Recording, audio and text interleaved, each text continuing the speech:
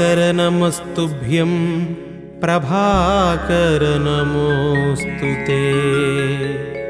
सप्ताश्वरथमारूढं